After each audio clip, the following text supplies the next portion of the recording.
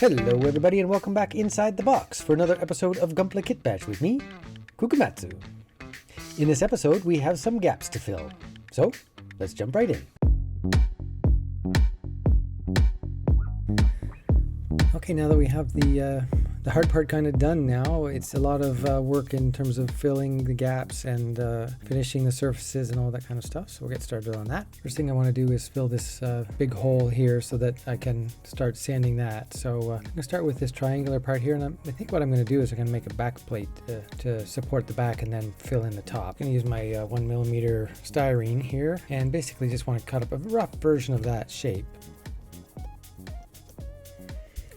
Starting like that, and then I'll just make it a little bit bigger so that I can glue it in. It doesn't have to be perfect, it can be pretty rough, it won't be seen at all. There we go, that's the basic idea, just something that fills the area so that once we glue it in we have some support on the other side. So I'll go ahead and glue that in. Just use a toothpick to push the glue into the corners a little bit. Now that that's in there, I can backfill this top section with a bit of styrene. This one just needs to be approximately the right shape so that I don't have to fill this all up with super glue. So go ahead and glue that one in as well. Put some kicker on there. So I'm using the this black super glue called Black Widow by AK. Wonderful for this kind of work because you can see it better. And then I'm using Instaset as a kicker. I like this process a lot better than using putty or something like that, mostly because it takes a long time to dry. It can shrink and you have to do it again, and then it just takes days instead of minutes to get to a surface where you can sand it smooth without any blemishes. The super glue works great as a filler. You don't want to fill everything with super glue. You definitely want to use the styrene to fill as much as you can, but then using the super glue to fill in the remaining gaps is really great. So I'm going to do something similar. I'm going to put a piece of styrene across the top of this area to fill that hole, and then see what kind of gaps we have left over. I'm a little afraid that I'm going to just, if I put that on there, I'm just going to file it away and reveal the hole again. So I think I will put something to fill that hole. So I'm going to just use this piece of styrene, and I'm just going to plug a few in and then cut off the excess. Basically just going to stick them in there like this, and then I'll chop that off after. I'll start by gluing them together.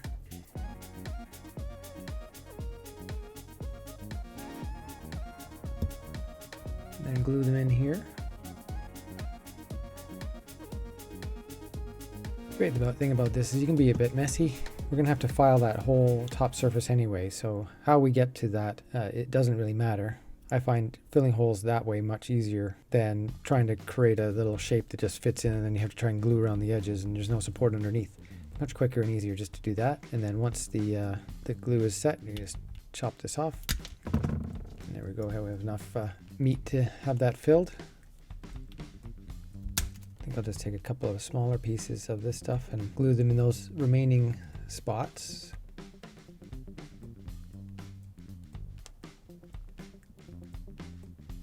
And we can just trim those off.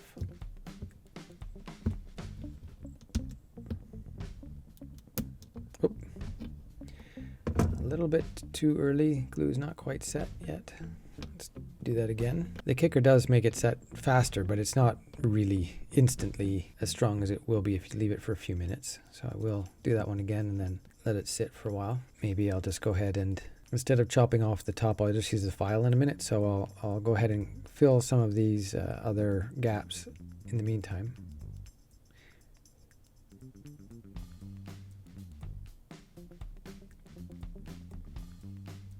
Here we go.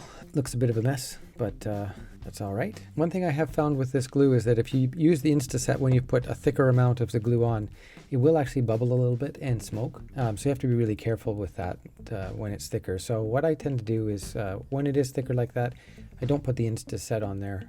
I just go ahead and wait those few extra minutes for it to set on its own. Besides not wanting the obvious smoke problem, if it creates bubbles, then you're going to forever be dealing with those bubbles when you're trying to sand the surface. And you correct a couple, you sand some more, and you reveal some more, so it just becomes this never-ending bubble chase. So try and avoid that by just having a little bit of patience at this stage when it's a thicker glue. Okay, let that set on its own now, so I think it's safe to start trimming off a bit of this stuff. And I'll pull out the big file and do some preliminary filing on there.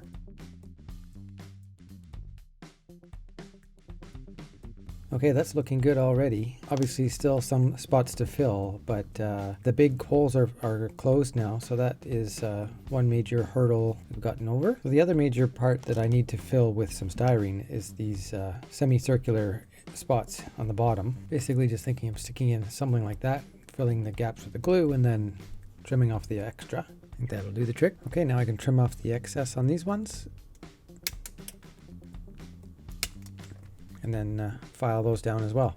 Okay, now that we have everything basically roughed in with the styrene and all the major holes filled, it's just a matter of going in and putting super glue in the remaining gaps and filing it back, see how it looks. Quite often the hardest part to deal with is inside corners. They're just hard to sand and get to a nice result again, but there's no way to avoid it. I have to put the super glue in there and get those spaces filled, and then I'll just have to do the work to sort of clean that up after. Usually takes a few applications to get the deeper holes filled, but that's the great thing about using super glue instead of putty, is that you can see where you missed the first time pretty quickly after, and then just go ahead and put some more in there instead of having to wait in between. And I'll give it a little more work with the file, see where we are, and then go from there. There we go, getting a little closer, and you know that it really is the technique here, is you get a little closer to what you're looking for each step. You're not really ever going to be able to go from full of holes to perfect in one step. It's going to take a few times. Each time I'm just getting a little bit closer to the surface that I'm looking for, getting rid of more and more of the holes, slowly working my way towards the surface that I'm looking for. Now, in regards to these inner corners here, the best way I've found to do it is actually get one of these flat blades, and you're just going to drag it along like this. And this isn't going to be perfect on the first go, but it's going to start to give you that 90-degree inner corner.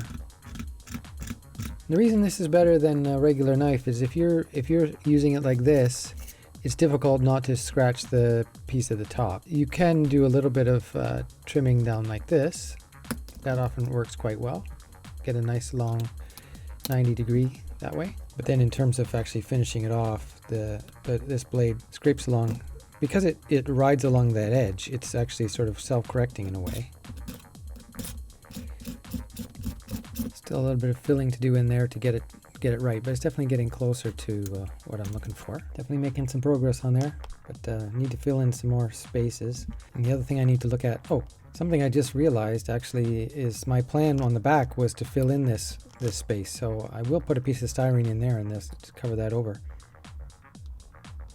There we go, and I'll just trim that off when it sets. I'm glad I remembered that, because it would have been a lot of work to sand around that when I could have just been sanding right over it. So good catch on that one. And I'll go ahead and trim off the excess of this piece, leaving a bit of meat on there so that I have something to file back.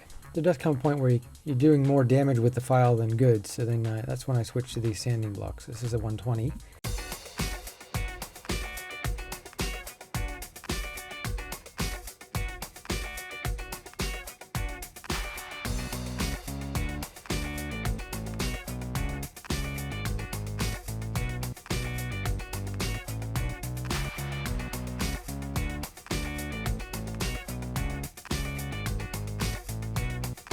Okay, shape-wise, I am pretty happy with how it's looking. There are going to be some small divots that I can still see even now that I'm going to have to deal with at some point, but I'm going to wait until a future date when I spray this thing with gray paint and really see all of the imperfections in the surface. I'm going to try something new on this project and do all that at the same time on the whole kit, so it doesn't get in the way of my overall progress on the build. So the last thing I will do on these though is just go through my different grits of sanding block here and get it down to a nicer surface, and then be ready to move on. And there we go, gaps filled. It actually feels a lot smoother than it looks. So I know the gray paint will reveal some little imperfections, but overall I think the shape is working pretty well, and it's looking pretty good. Thank you very much for watching. That is the end of the episode. If you enjoyed the video, please consider giving me a like on your way out, and we'll see you in the next one. Bye-bye.